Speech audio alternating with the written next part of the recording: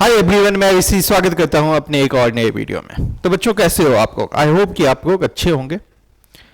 आज का वीडियो बनाने का हमारा मेन उद्देश्य जो है, अभी जो लेटेस्ट में क्लास 10th का 17 Feb को जो पेपर हुआ था मैथ्स का, उसी को मैं डिस्कस करवाऊंगा। ठीक है ना?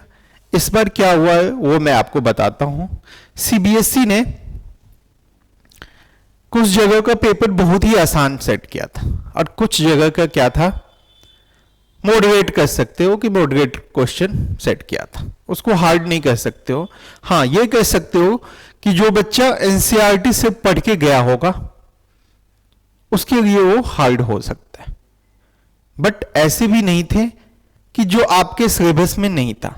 एक दो क्वेश्चन को छोड़ के बाकी सभी कंसेप्ट आपके बुक के ही थे। ठीक है? तो बहुत सारे बच्चों का डिमांड था कि सर आप एक बार जो हार्ड पेपर आया था वो भी डिस्कस आप करवा दो। ठीक है? क्योंकि उस दिन का जो एक पेपर तो मैंने सॉल्व करवाया था पूरा, वो तो पेपर बहुत ही इजी था, इजी टू मॉडरेट कह सकते हो। ये जो कुछ जगह का जो सेट है उसको मॉडरेट टू हार्ड भी कह सकते हो। ठीक है? बट मैं हमेशा बच्चों को सिखाता हूं कि आप सिर्फ एनसीईआरटी पे मत रहो। एनसीईआरटी जो बुक है वो क्या मैं बताऊं, आपको खुद दे देगा कि आप इससे क्वेश्चन पूछो तो आप नहीं पूछोगे। ठीक है ना? ऐसा है। तो आप अपने तैयारी को एनसीईआरटी, हाँ एनसीईआरटी आपका बेस है, इसको कह सकते हो कि आपका फंडामेंटल मतलब बेसिक जो है वो एनसीईआरटी है। बट आपका जो तैयारी होना चाहिए थोड़ा सा उससे ऊपर होना चाहिए। अब डे बाय डे क्या होगा ना, आपके क्वेश्चन पेपर हार्ड ही पूछा जाएगा। ये बात दिमाग में अभी से सेट कर दो। जो बच्चे 2027 में पेपर देंगे वो भी अपने अभी से तैयारी में लग जाओ। पेपर आसान नहीं आएगा आपके। हाँ, कुछ बच्चों का इस बार आ गया था तो वो ऐसा नहीं था, मैंने उसको एनसीईआरटी से ऊपर पढ़ाया था। उनके लिए वो यदि पेपर आ जाता फिर भी वो अच्छे ही करते। ठीक है ना? बट जो बच्चे एनसीईआरटी से करके गए थे उनका फंसा होगा पेपर। ठीक क्यों? क्योंकि क्या होता है ना, एनसीईआरटी में बहुत सारे कंसेप्ट नहीं है, बट जब क्वेश्चन पूछते हैं या बनते हैं तो एनसीईआरटी से हटके भी क्वेश्चन बनते हैं। ठीक है ना? तो ये आपको अभी से समझ में आना चाहिए कि मुझे जो प्रिपरेशन करना है वो एनसीईआरटी से कहीं ना कहीं ऊपर करना है। ठीक है? आप यदि तैयारी अच्छे से करके जाओगे तब तो पेपर आसान आ जाएगा। मुश्किल ये तो आपके हाथ में नहीं है कि पेपर आसान आएगा या हार्ड आएगा। तो आप क्यों नहीं अपने तैयारी को अच्छे से बनाओ कि मेरा तैयारी ही ऐसा हो जाए कि कोई किसी टाइप का क्वेश्चन आए वो क्या हो जाए, बन जाए।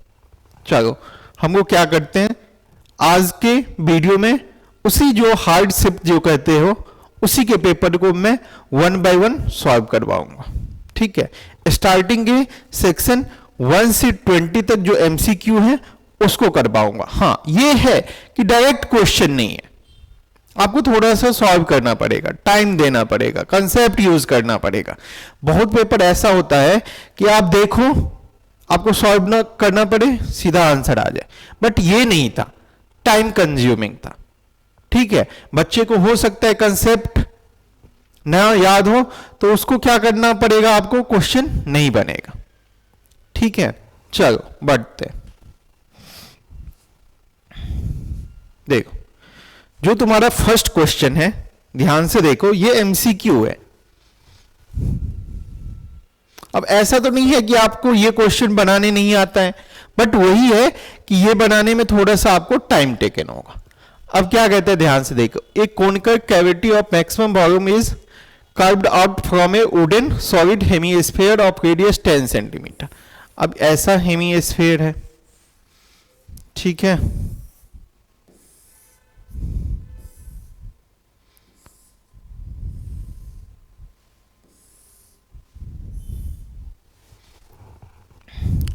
अब इसमें से मैक्सिमम वॉल्यूम का क्या कोनिकल कैविटी को कट करना है, आउट करना है। तो कहता है कि curve surface area of the cavity curve out is. अब ध्यान से देखो, ये हेमीस्फीयर है, इसका हेमीस्फीयर का रेडियस कितना है 10 सेंटीमीटर। अब आपको मैंने बताया था हेमीस्फीयर का जो ये रेडियस होता है वही इसका हाइट भी होता है, तो ये भी 10 सेंटीमीटर। तो अब ऐसा बना ना, अब कौन जो बना ऐसा बना। अब इसी का आपको क्या फाइंड आउट करना है, CSA। तो यहां पे देखो ये भी 10 और ये भी 10, तो इसका ये जो हाइपोटेनस वाला हाइट है जिसको सेकंड हाइट कहते हैं वो आपको फाइंड आउट करना पड़ेगा। L इक्वल टू क्या होगा 10 स्क्वायर प्लस 10 स्क्वायर, होगा कि नहीं होगा। तो ये हो जाएगा 100 प्लस 100, तो ये हो जाएगा 200। ठीक है,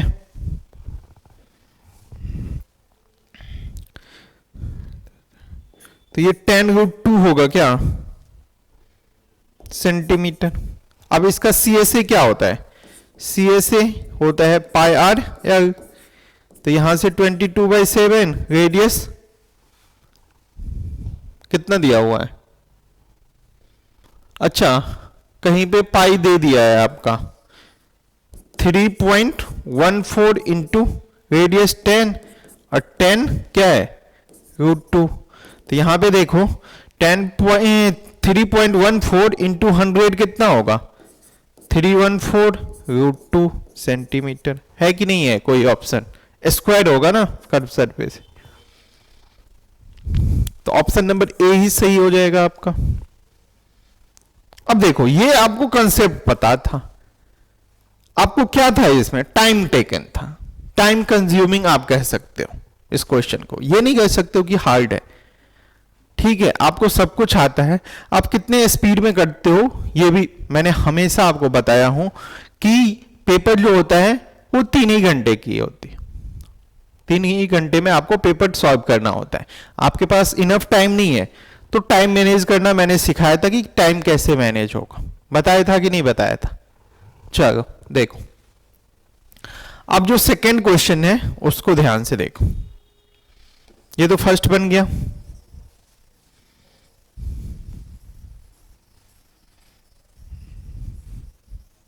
सेकंड क्वेश्चन तुम्हारा एपी का है कि नहीं।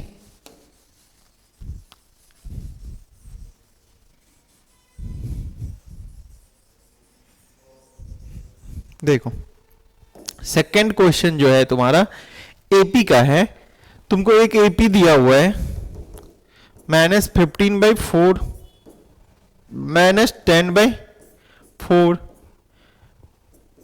-5/4 ऐसे ही एपी है।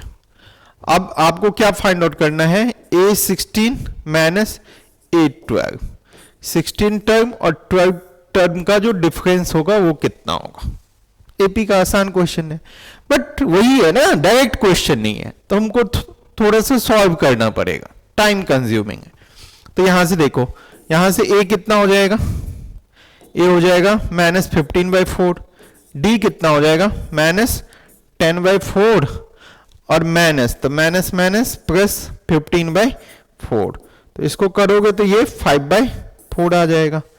अब A16 A12 करोगे तो A plus 15D minus A minus 11D, तो ये A कैंसिल आउट हो गया, 15D में से 11D गया तो 4D, तो 4 इंटू कितना 5/4, तो ये आंसर आ गया आपका 5।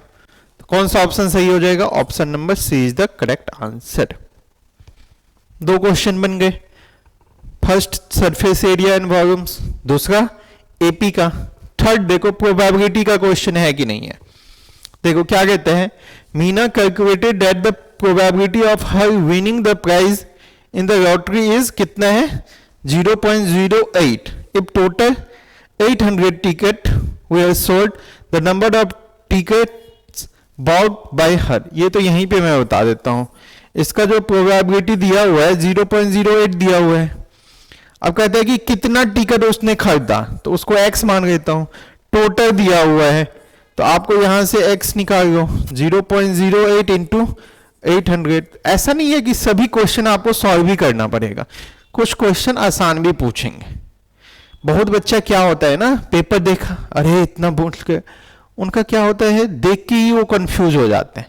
ऐसा नहीं है, पेपर जो सेट किया है, यदि वो मॉडरेट क्वेश्चन सेट किया है तो कुछ आसान क्वेश्चन भी होगा, वो आपको पिक करना है, उसमें टाइम आपको बचाना है।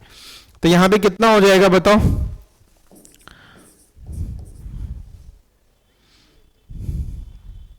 64 ही तो हो जाएगा। Option number A is the correct answer. ठीक है, ये देखो कितना आसान था। अब क्वेश्चन नंबर 4 में क्या कहते हैं, देखो फिर से सरफेस एरिया का आ गया। तो सरफेस एरिया का जब भी आ गया तो थोड़ा सा आपको सॉल्व करना पड़ेगा, टाइम टेकन होगा, डायरेक्ट नहीं है कि आप डायरेक्ट आप आंसर कर दोगे। देखो अभी तक में कोई क्वेश्चन ऐसा दिखा कि आप सॉल्व नहीं कर पाओगे? अभी मैं 1 बाय 1 सभी क्वेश्चन को बताऊंगा कि इस क्वेश्चन में आपको कहां पे प्रॉब्लम हुआ होगा। ठीक है, तो मैंने बताया फर्स्ट वाले क्वेश्चन में कंसेप्ट में प्रॉब्लम नहीं है, आपको सॉल्व करने में थोड़ा सा टाइम टेकन होगा। सेकंड भी क्वेश्चन में क्या है, एपी का है, यदि डायरेक्ट छोटा देता नंबर, जैसे नेचुरल नंबर का दे देता या इंटीजर का दे देता, तो सॉल्व करने में आसान हो जाता। बट यहां पे फ्रैक्शन दे दिया था, तो फ्रैक्शन को भी सॉल्व करने में थोड़ा सा टाइम, जैसे कि प्रोबेबिलिटी का तो डायरेक्ट क्वेश्चन ही दे दिया था, इसमें तो आपको सोचना ही। अब जैसे देखो क्वेश्चन नंबर 4 में क्या कहता है,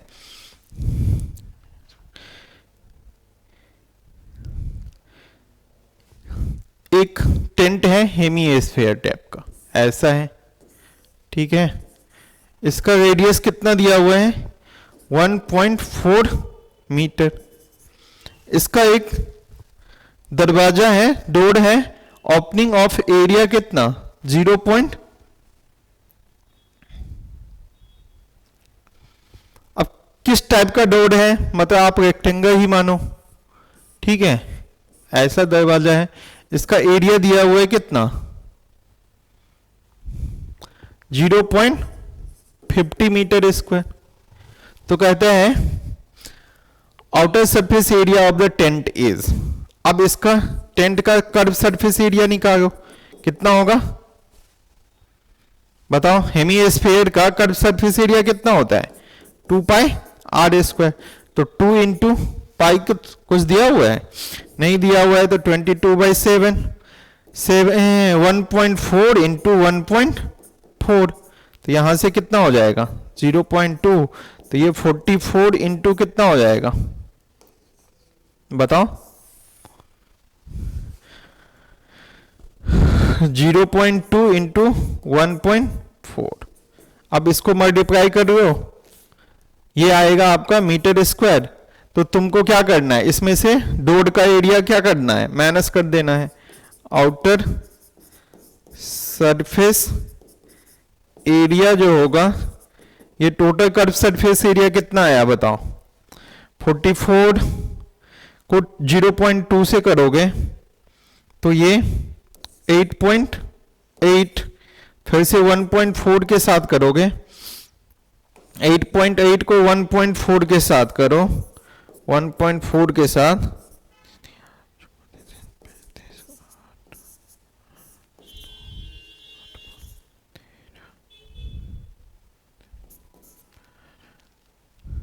12 पॉइंट कितना आया 32। ठीक है, अब इसमें से किसका एरिया माइनस करोगे, 12.32 में से 0.50, तो ये हो जाएगा 2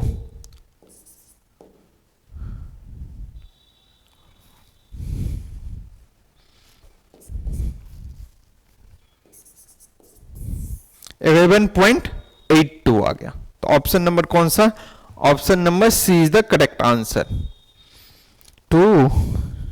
हाँ ठीक है, 11.82। बात समझा कि नहीं समझा? चलो, अरे ये हेमीस्फीयर 3 डायमेंशनल है ना, तो एक सरफेस पे एक मतलब डोर है, तो उसका एरिया 0.5 दिया हुआ है। तो कहता है कि इसका आउटर सरफेस एरिया कितना होगा, तो नीचे तो कुछ एरिया होगा ही नहीं, तो कर्व सरफेस एरिया 12.32 आया, उसमें से डॉट का एरिया माइनस कर दो। चलो अब ध्यान से देखो, अब ये मैंने कितने बार आपको पढ़ाया है, यहां पे क्या होगा, टेंजेंट 90 डिग्री का बनेगा, बनेगा कि नहीं। तो पी क्यू क्या हो गया तुम्हारा, बेस हो गया। ओ क्यू क्या हो गया, हाइट मतलब परपेंडिकुलर हो गया, और ओपी तुम्हारा हाइपोटेनस हो गया। तो तुम फाइंड आउट करो। देखो इसको मैं सॉल्व कर देता हूं। ये जो तुम्हारा होगा P Q square plus O Q square equal to OP square, यही होगा ना, ओपी स्क्वायर। तो ये कितना है 2b, ओ क्यू कितना है a, हाँ a स्क्वायर, ओपी कितना है a प्लस 2 ना, a प्लस 2।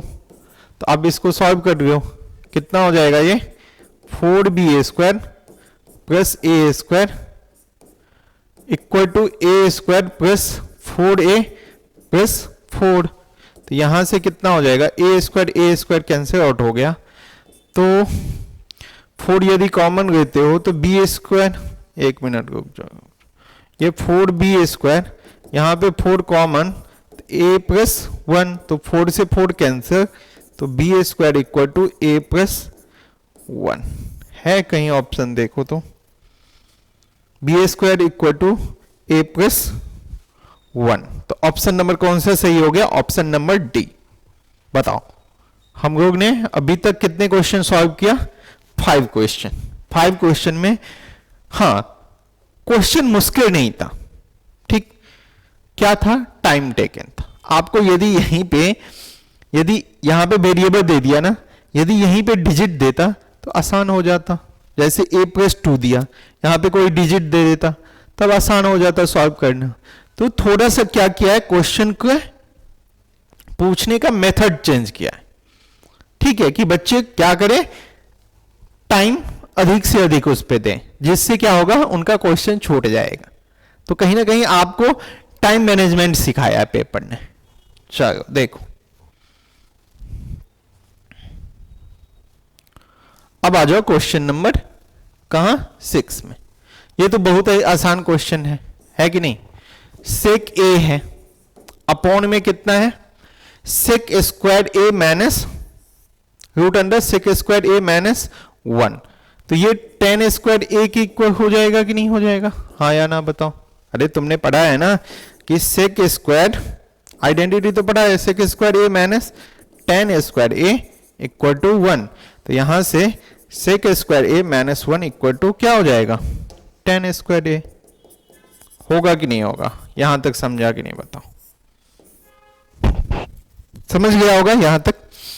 अब यहां से देखो स्क्वायर रूट से बाहर आएगा तो ये क्या बन जाएगा, टेन ए, ठीक।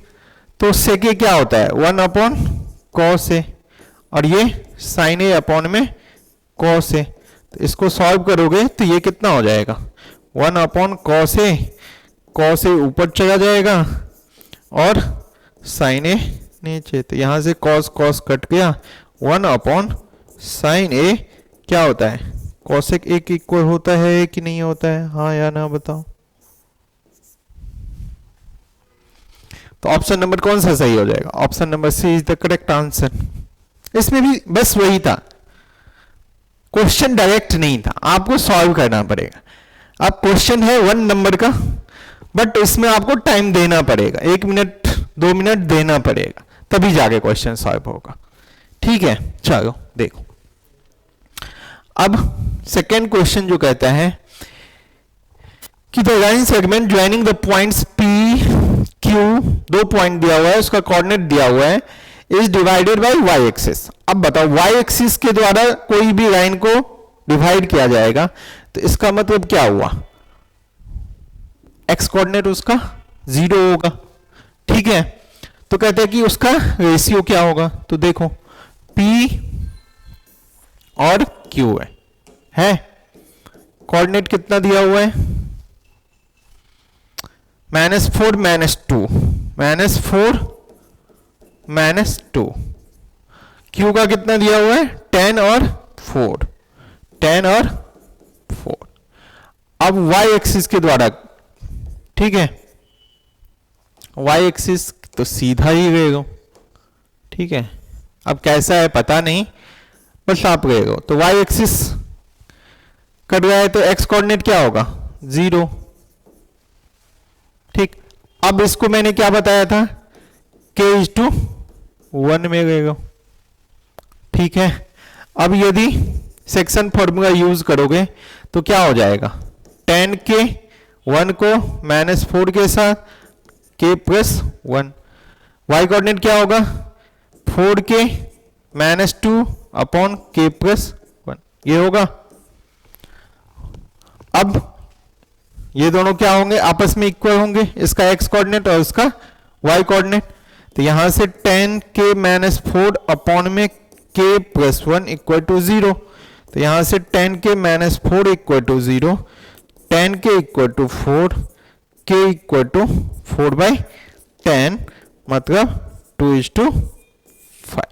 तो ये जो तुम्हारा k:1 को ही तो m1 m2 रेशियो में देते थे 2/5, तो किस रेशियो में कैंसिल आउट करेगा 2:5। अब ध्यान से देखो, अब मैं बताने की कोशिश कर रहा हूं। ये जो कोऑर्डिनेट ज्योमेट्री का क्वेश्चन देख के आपको क्या समझ में आया?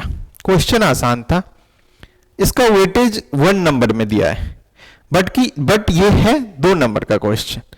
आपको टाइम 2 नंबर के हिसाब से लगा, बट आपको नंबर कितना मिलेगा 1 नंबर। बात समझा कि नहीं समझा? ये है क्वेश्चन, टफ नहीं है। ये है कि आपको जो 2 नंबर या 3 नंबर के क्वेश्चन थे उसको आपको एमसीक्यू में दे दिया है कि आपको एमसीक्यू सॉल्व करने में भी टाइम लगे, ठीक है। समझ में आया कि नहीं आया? चलो, अब ये तो बहुत आसान है। देन लेंथ ऑफ, ये तो हाइट एंड डिस्टेंस का है, ठीक है। तुमको ये पूछा है AC, तो इसको आप x मान लो। अब एक चीज बताओ, ये तो 90 होगा, कौन सा रेशियो आप यूज करोगे इसमें जिससे आपका b और h आ जाए? तो आप कहोगे सर ये cos 60 यूज कर लो। cos 60 कितना होता है b/h, 5√3 अपॉन में कितना x। cos 60 याद है 1/2, 5√3 अपॉन में x। तो ये x इक्वल टू कितना होगा 10√3 मीटर है, मीटर ही है option 10√3। Option number B is the correct answer. हाँ, तो इसमें क्या था, आसान था। तो इसमें आपको क्या करना पड़ेगा, टाइम कम करना पड़ेगा। ये नहीं कि इसमें भी आप 2 मिनट दोगे, जो आसान है उसमें आप कम टाइम दो, जो सॉल्व करना पड़ेगा उसमें आप टाइम तो देना ही पड़ेगा, तभी जाके सॉल्व होगा। तो ये आपको इस पेपर से ये मुझे मतलब पता चलता है सबसे मेन काम क्या है, टाइम मैनेजिंग। जिसका टाइम मैनेज हो गया उसका क्या होगा, ये नहीं है कि उसको आता नहीं था, टाइम मैनेज नहीं हुआ होगा। यानी तो देख के नहीं होता है अरे ये बहुत टाइम टेकन है, उसको छोड़ दिया होगा। दिस इज द प्रॉब्लम, ठीक। ये नहीं है कि आउट ऑफ सिलेबस है। अभी तक हम लोग ने जो भी क्वेश्चन किया है एक भी क्वेश्चन आउट ऑफ सिलेबस नहीं है, सब आपके एनसीईआरटी में है। आप बोर्ड को बताओगे भी तो वो बोर्ड दिखा देगा आपको, है कि नहीं। आप क्या जवाब दोगे उसमें? एक बात बताओ, बहुत बच्चों का है कि बोर्ड मेरे साथ ऐसा क्यों कर सकता है। एक बात बताओ, तुम जाओगे बोर्ड के पास, आप पूछोगे सर ये क्वेश्चन आपने क्यों दिया? बोर्ड ने आपको बताया कि आपको क्वेश्चन यही पूछा जाएगा? बोर्ड ने तो ये कहा है कि जो एनसीईआरटी बुक है उसके बेस पे आपको मैं पूछूंगा। अब ऐसा नहीं कहा गया है कि जो एनसीईआरटी के मतलब सेम टू सेम क्वेश्चन आपको पूछा जाएगा, ऐसा तो नहीं कहा गया है। कहीं है लिखा हुआ कि एनसीईआरटी का सेम टू सेम क्वेश्चन आपसे पूछा जाएगा? मेरा मन है उसका डेटा चेंज करके मैं मुश्किल बना दूं। कंसेप्ट वही है, सब कुछ वही है, आपको टाइम ज्यादा लगे ऐसा क्वेश्चन सेट कर दिया मैं, उसमें क्या होगा? आप क्या करोगे बोर्ड का? कुछ नहीं कर सकते हो। तो क्यों नहीं आप, हाँ, अरे बोर्ड से डिस्कस करने से अच्छा है ना कि आप अपने तैयारी को ही अच्छा बना लो। आपको सिंप्लीफिकेशन आसान मतलब फटाफट कर दो, टाइम कम लगे, वो तो आपको करना पड़ेगा। ठीक है, चलो देखो क्वेश्चन नंबर 9 देखो। 9 भी देखो, ट्रायंगल्स का क्वेश्चन है। कितने बार मैंने आपको बताया है ये क्वेश्चन। यहां पे क्या हो जाएगा,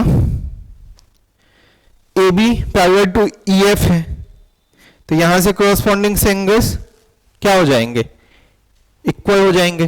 तो ए डी बी और जो ई डी एफ है, ये ट्रायंगल्स क्या हो जाएंगे, सिमिलर हो जाएंगे। तो देखो यहां से आप लिखो कि A D B similar to किसका, ई डी एफ का बाय ए से। ठीक है, तो यहां पे क्या होगा आपका, ए बी दिया हुआ है, ए बी दिया हुआ है, ई एफ दिया हुआ है, ई एफ भी दिया हुआ है। तो एक काम करो, और क्या दिया हुआ है, डी ए दिया हुआ है। तो ए डी अपॉन में E D equal to A B upon में क्या चीज, ई एफ। तो तुमको फाइंड क्या करना है, ए ई,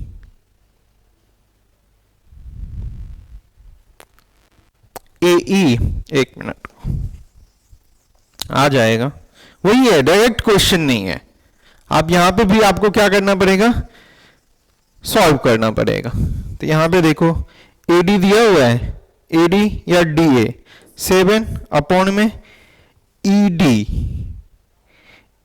ई डी को आप लिख सकते हो डी ए प्लस ए ई, नहीं लिख सकते हो, इक्वल टू ए बी कितना दिया हुआ है, ए बी 24 अपॉन में ई एफ 36। तो यहां से 7 अपॉन में 7 plus A E equal to, ये कितना हो जाएगा 2/3। तो इसको सॉल्व कर लो, ये कितना हो जाएगा 21 14 प्लस 2AE। तो ये 21 में से 14 जाएगा तो कितना हो जाएगा 7/2 इक्वल टू क्या हो जाएगा 7/2 इक्वल टू AE। तो AE हो जाएगा आपका कितना 3.5। देखा, इसमें भी आपको क्या था, डायरेक्ट क्वेश्चन नहीं था, आपको सॉल्व करना पड़ेगा, आपको टाइम देना पड़ेगा। ठीक है, चलो आगे बढ़ते हैं। 9 तक हो गया हमारा क्वेश्चन। अब आ जाओ क्वेश्चन नंबर कौन सा 10th। क्या कहता है 10th क्वेश्चन, ये भी ट्रायंगल्स का ही क्वेश्चन है। कहता है कि ट्रायंगल एबीसी सिमिलर टू क्या है PQR, किससे SAS से। ABC सिमिलर टू कितना दिया हुआ है PQR बाय SAS। तो इसका मतलब क्या हुआ AB अपॉन में PQ equal to BC upon में QR equal to AC upon में क्या होगा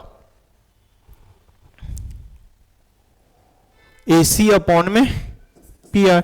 मतलब कॉरस्पॉन्डिंग साइड्स का रेशियो इक्वल होगा और कॉरस्पॉन्डिंग एंगल्स इक्वल होगा। तो एंगल्स के बाद तो यहां पे हाँ, if you found C equal to R, तो यहां पे तो ठीक ही है, C इक्वल टू R होगा और क्या होगा B इक्वल टू Q और A इक्वल टू P। ये तो कॉरस्पॉन्डिंग होगा यदि वो सिमिलर है तो। बट मुझे अब साइड्स का रेशियो पूछ रहा है, तो अब देखो ध्यान से, AC अपॉन में BC। अब ध्यान से देखो, इस दोनों को कंपेयर करो, BC अपॉन में QR। एक काम करो, टाइम बचाओ, ये मैं क्रॉस मल्टीप्लाई कर देता हूं AC इंटू QR। ठीक है, अब एक काम करो, BC को उधर ले जाओ, PR अपॉन में QR equal to AC upon में BC। देखो तो AC अपॉन में BC equal to PR upon में QR, option number D is the correct, बाकी को चेक ही नहीं करना है। ठीक है, बात समझा कि नहीं समझा, कैसे टाइम बचाया। अब मुझे कहीं ना कहीं AC BC दिखा, तो मैं सोचा कि इस दोनों को कंपेयर करके देखता हूं, इसको चेंज करके आ गया, option number D is the correct answer. अब आ जाओ कौन सा क्वेश्चन, क्वेश्चन नंबर 11 क्या कहता है। अब ये भी देखो, ये भी क्वेश्चन है आपका स्टैटिस्टिक्स का, बट क्या है ना, बच्चे को सोचना पड़ेगा, टाइम लगाना पड़ेगा, तब जाके आंसर आएगा। ये नहीं है कि आप देखिए आंसर मार दिए। देखो क्या कहते हैं, स्टेप डेविएशन मेथड है, ठीक है। मीन में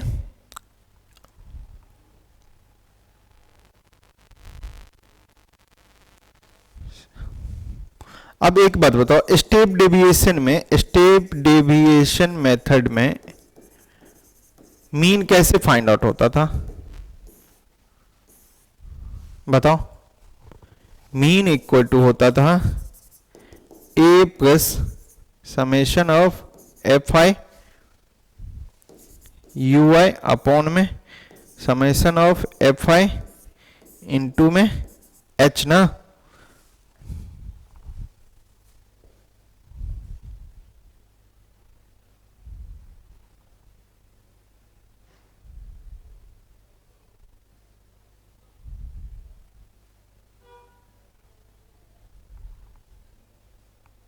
तो आपको फाइंड क्या करना है, अच्छा यू मीन। तो देखो इसको थोड़ा सा आपको ठीक से लिखना पड़ेगा, देखो मैं बताता हूं।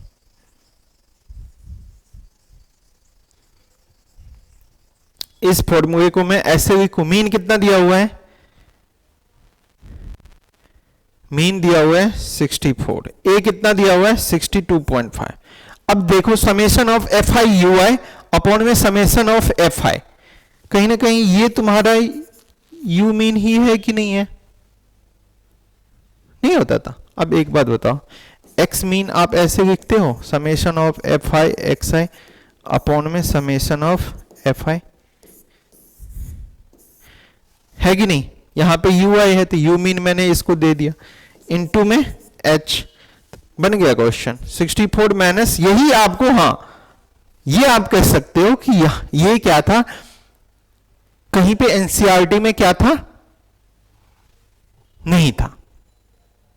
ठीक, तो आपको क्या करना पड़ेगा है, आप ये तो जानते हो, स्टेप डेविएशन मेथड तो पढ़े हो, बट यहां पे fi ui अपॉन में समेशन ऑफ fi को यू मीन भी लिख सकते हैं, ये चीज आपने नहीं पढ़ा था।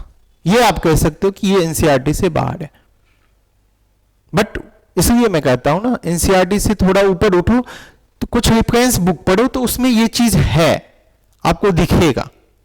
तो आपको तो पढ़ना है नहीं, आपको तो बस ब्लेम करना है out of syllabus, out of syllabus. तो आप भाई बनाओ, तो मार्केट में तो सब कुछ है, ये तो नहीं है आपको फिक्स कर दिया है कि यही बुक आपको पढ़ना है। मार्केट में बहुत सारे बुक्स हैं, उसको आप पढ़ो, सीखो। टीचर खुद से ना हो तो टीचर से सीखो, बट टीचर से तो सीखना है नहीं, है कि नहीं। अब क्या हो जाएगा, यहां पे h से डिवाइड कर दो, h कितना है, h हो गया तुम्हारा 5, तो बन गया तुम्हारा u मीन निकालना था। तो 64 में से 62.5 जाएगा तो कितना हो जाएगा 5, 1.5 अपॉन में 5 यू मीन, तो इसको करोगे तो 0.3 नहीं आ जाएगा। कौन सा ऑप्शन सही हो जाएगा, option number C is the correct answer. ये क्वेश्चन अच्छा था, ये आप कह सकते हो कि एनसीईआरटी में शायद मुझे दिखा नहीं ये कंसेप्ट, बट आपने तो यू, आप एक बात बोलो, summation of fi ui upon summation of fi को यू मीन तो लिख सकते हो। अरे x रहता था तो x मीन करते थे, ui है तो यू मीन कर दो। ठीक है, आगे बढ़ते हैं।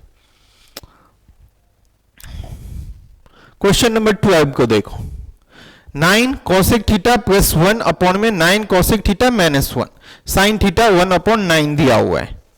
साइन थीटा आपका, ये क्वेश्चन आसान है, इसमें भी बहुत बच्चा टाइम बहुत यूज किया होगा। कैसे आप कम करोगे वो मैंने आपको बताया था। साइन थीटा इक्वल टू 1/9, तो आपको निकालना था 9 cosec theta minus 1, 9 cosec theta plus 1, यही था ना। एक बार देखो, अच्छा ऊपर में प्लस था, नीचे में क्या था, माइनस था। ठीक है, अब एक काम करते हैं, मुझे साइन दिया हुआ है तो क्यों नहीं मैं उसको भी साइन बनाऊं।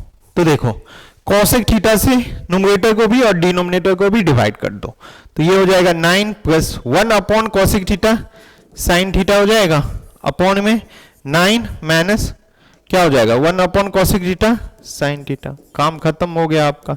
9 प्लस 1/9 और 9 माइनस 1/9, तो सॉल्व करोगे तो कितना हो जाएगा 9 9 जा 81 प्लस 1 अपॉन में 9 जा 81 माइनस 1 अपॉन 9, तो 9 से 9 कैंसर, 82 अपॉन में कितना 80 है आंसर।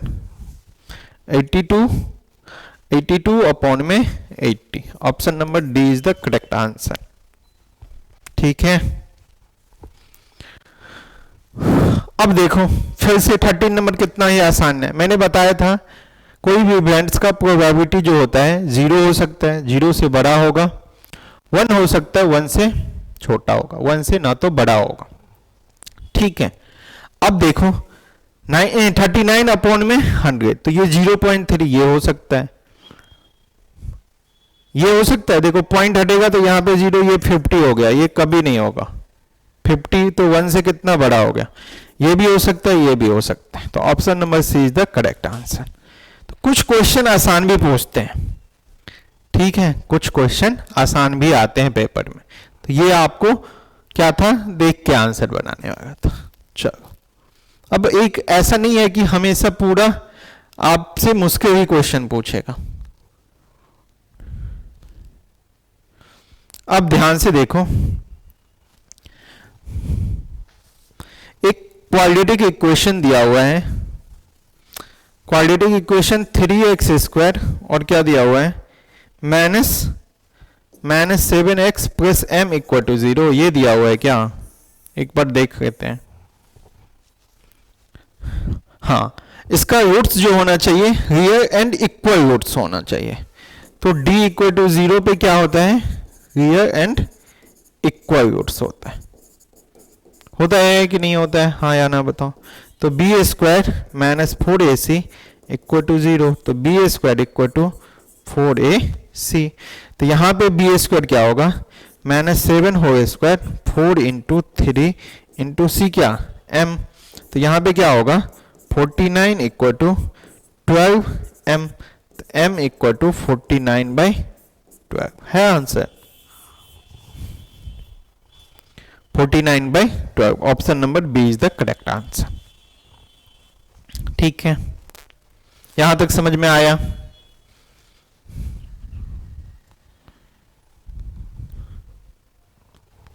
अब देखो मैंने आपको बताया था कि यदि पोलिनोमियल का जीरोस गिवन है तो आप क्वाड्रेटिक पोलिनोमियल कैसे बनाओगे, यही ना।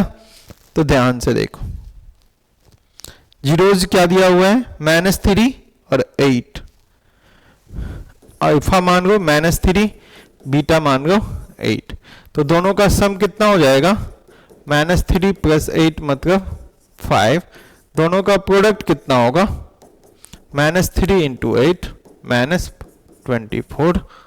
ठीक है, अब तुमसे क्वाड्रेटिक पोलिनोमियल पूछा है ना, तो क्या मैंने बताया था ax² minus alpha plus beta x plus a2 या k2 कुछ भी दो कांस्टेंट, ठीक है, बट 0 नहीं होना चाहिए। मैंने बताया था कि एक कांस्टेंट है जहां पे क्या हो कि 0 ना हो और कुछ भी हो सकता है, alpha into beta.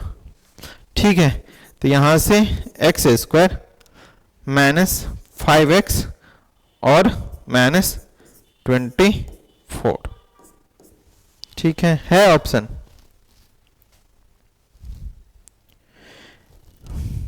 X square plus 5x minus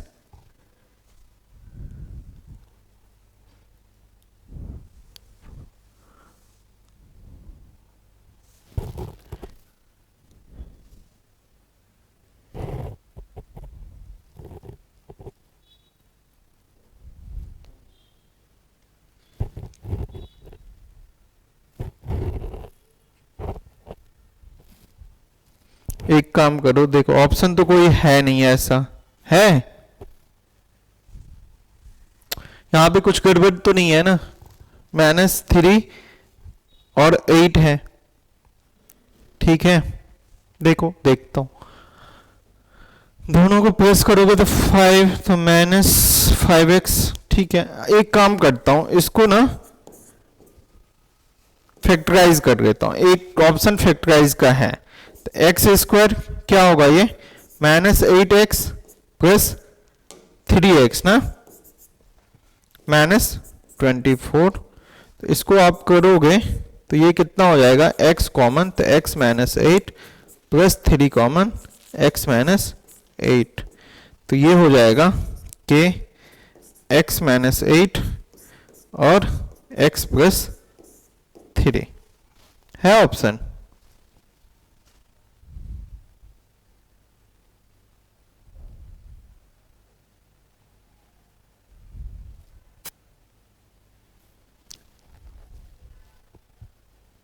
x plus 3 तो दिया हुआ है, ठीक है। माइनस कॉमन रह गया है शायद, ठीक है। यदि माइनस कॉमन रहोगे तो ये कितना हो जाएगा, -x प्लस 8 x प्लस 3, ठीक है। यहां पे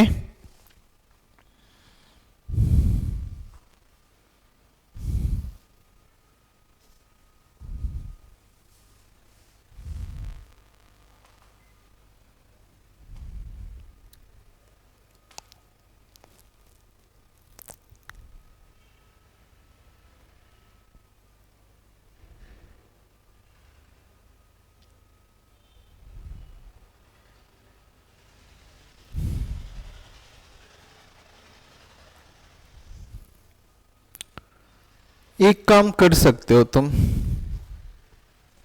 यहीं पे एक काम करो, फिर माइनस यहां पे कॉमन रहेंगे,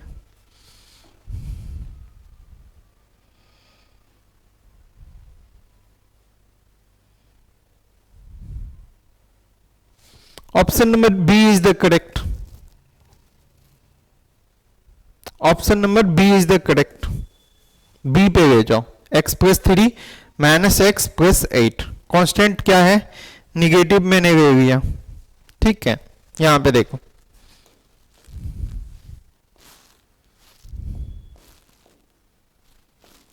यहां है ना,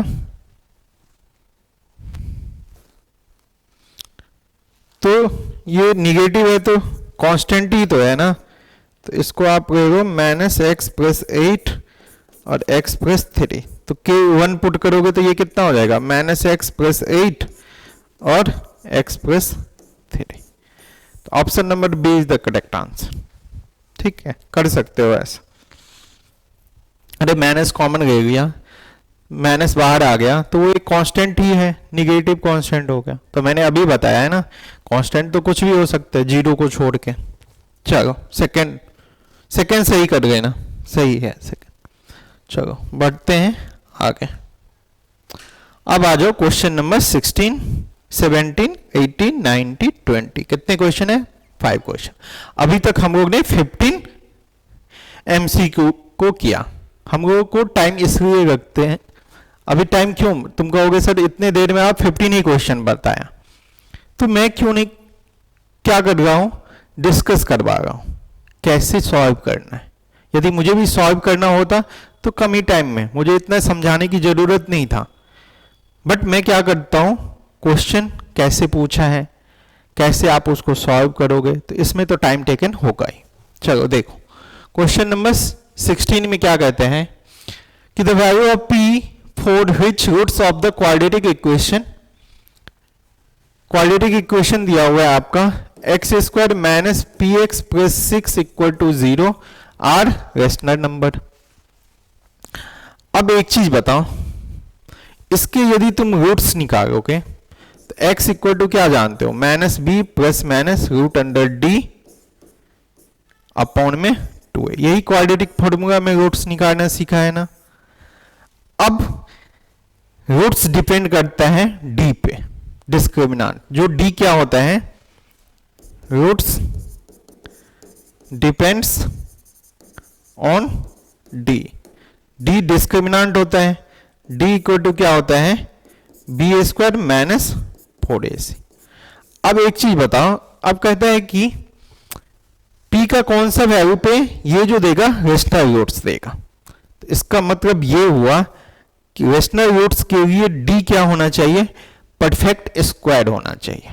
क्यों, क्योंकि d क्या है, स्क्वायर रूट के अंदर है। यदि 25 होगा तब तो बाहर आएगा तो 5 होगा, यदि 24 होगा तो क्या परफेक्ट स्क्वायर है, परफेक्ट स्क्वायर नहीं है तो वो इरेशनल नंबर हो जाएगा, rational plus irrational irrational number हो जाएगा। तो d क्या है, 4 rational roots d will be क्या होना चाहिए, परफेक्ट स्क्वायर, परफेक्ट स्क्वायर। ठीक है, अब ध्यान से देखो, d जो होगा बी स्क्वायर माइनस 4ac। ठीक है, अब B square minus 4ac, b क्या है यहां पे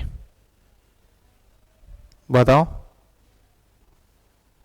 b क्या है, माइनस p, और ये क्या है 4, a कितना है 1, c कितना है 6। ठीक है, तो ये p स्क्वायर माइनस ये कितना हो गया 64 कहते हैं 24। अब आप देखो, अब p का वैल्यू ऑप्शन में, आप ऑप्शन से ही बनाओ इसको, p का वैल्यू यदि मैं 1 रखता हूं तो 1 माइनस 24, क्या ये परफेक्ट स्क्वायर है, नहीं है, कट गया।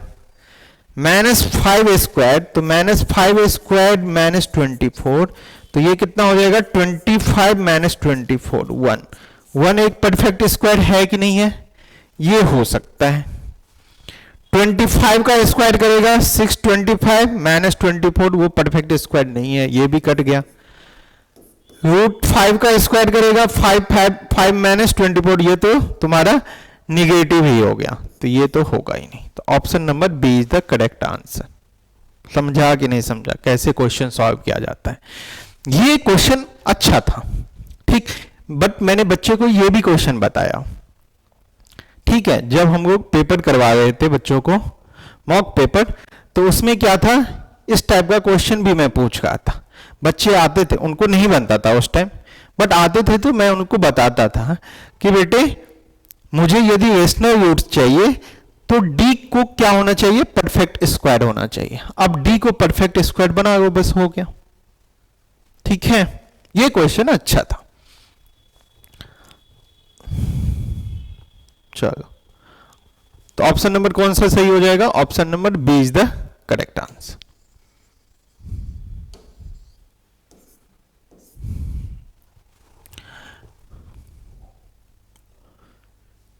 अब क्या कहते हैं, an arc of length 2.2 centimetre subtends an angle theta at the centre of the circle with radius 2.8 centimetre, the value of theta is.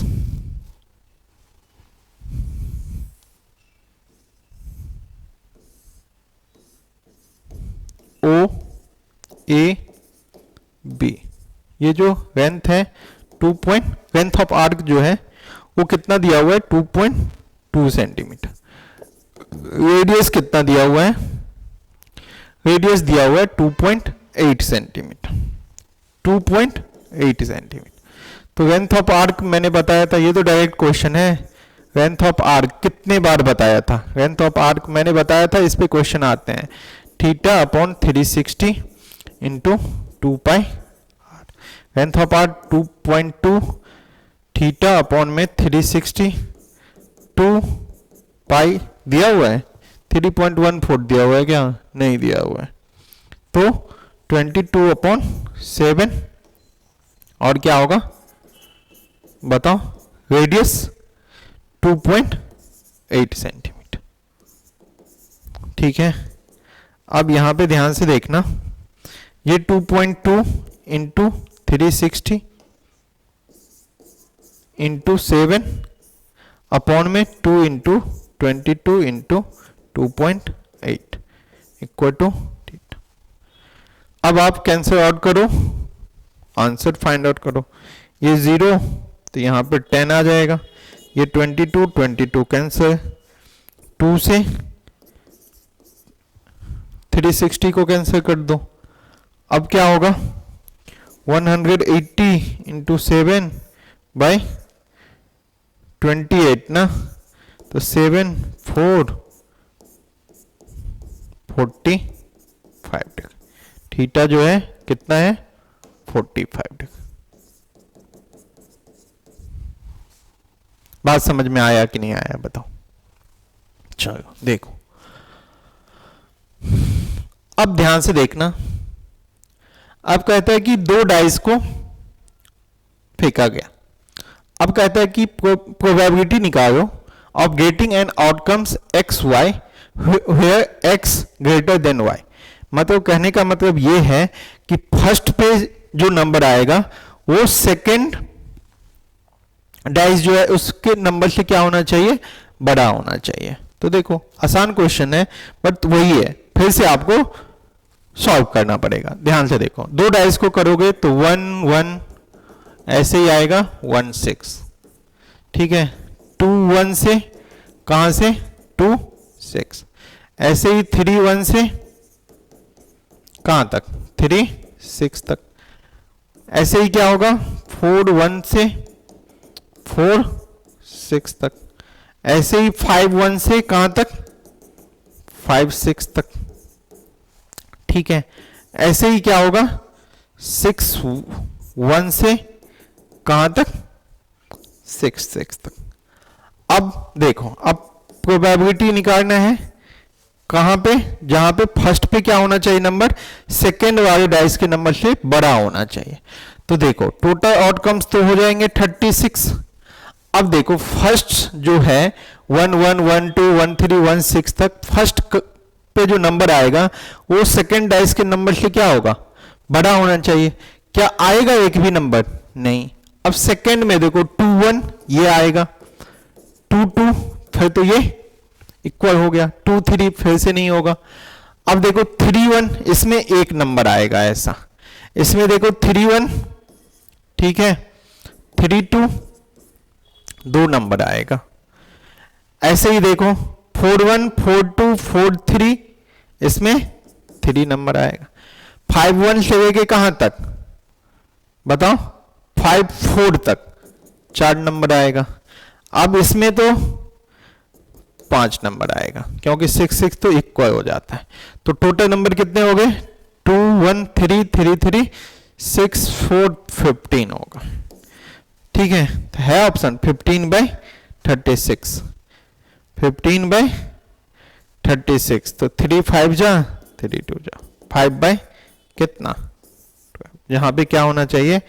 x greater than y होना चाहिए। तो 5/12 ऑप्शन नंबर ए। इसका कितना था? 17 का 45। बात समझ में आया कि नहीं आया सो बताओ। चलो देखो, अब 19 नंबर एसर्शन रीजन का क्वेश्चन है। क्या कहते हैं? एचसीएफ 36 मीटर स्क्वायर और 18 मीटर इक्वल टू 18। मतलब एचसीएफ क्या होता है? हाईएस्ट कॉमन फैक्टर होता है ना, जो दोनों को डिवाइड कर दे। तो 18 मीटर दोनों को डिवाइड कर दे देगा कि नहीं कर देगा? जहां पे m क्या है? एक प्राइम नंबर है, तो सही है ये। HCF of two numbers is always less than or equal to the smaller number, ये भी 100% और सेटिस्फाइड भी कर रहा है। तो ऑप्शन नंबर कौन सा सही हो जाएगा? ए सही हो जाएगा। ठीक है, अब ध्यान से देखो क्वेश्चन नंबर 20 में क्या कहता है, the system of linear equation 3x - 5y + 7 = 0 and -6x + 10y + 14 = 0 is inconsistent. Consistent क्या होता है, ऐसा इक्वेशन जिसका 1 या 1 से अधिक सॉल्यूशन हो, वो होता है कंसिस्टेंट। नो सॉल्यूशन मतलब इनकंसिस्टेंट। तो यहां पे कंडीशन देखो, a1/a2 तो -1/2 है, b1/b2 ये भी -1/2 नॉट इक्वल टू c1/c2, क्योंकि c1/c2 1/2 हो गया, इधर निगेटिव है उधर, तो ये कंडीशन सेटिस्फाइड कर रहा है a1/a2 equal to b1/b2 not equal to c1/c2। तो दिस इज क्या है,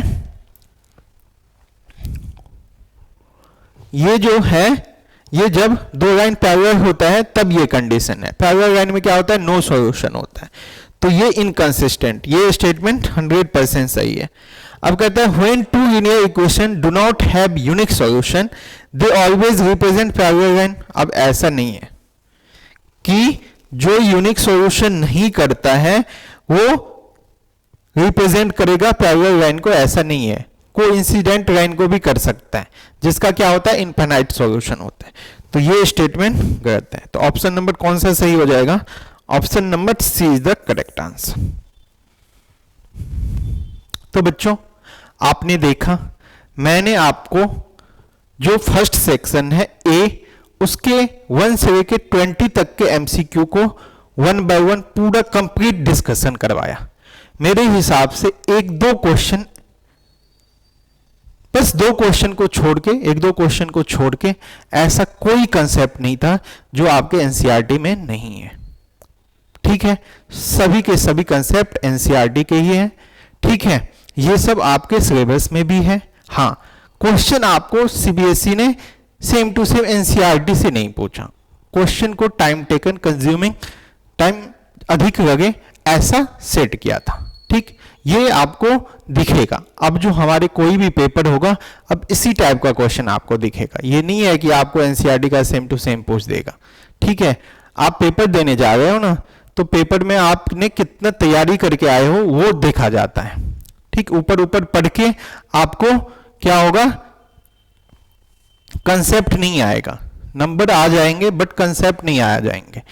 थोड़ा सा क्वेश्चन पूछने का तरीका डिफरेंट करेगा, आप क्या हो जाओगे, फंस जाओगे। तो इसलिए अपने आप क्या करो, कंसेप्ट को अधिक से अधिक क्या करो, टाइम दो, उसको सीखो। ठीक है, क्वेश्चन को प्रैक्टिस करो, जिससे क्या होगा, जो मुश्किल क्वेश्चन है वो भी आसानी से आप कर पाओ। आई होप कि आप लोगों को समझ में आया होगा। फिर हम लोग क्या करेंगे, ऐसे ही 1 by 1 section B C D E तक को देखेंगे। तो आज हम लोग ने एमसीक्यू को देखा। ठीक है।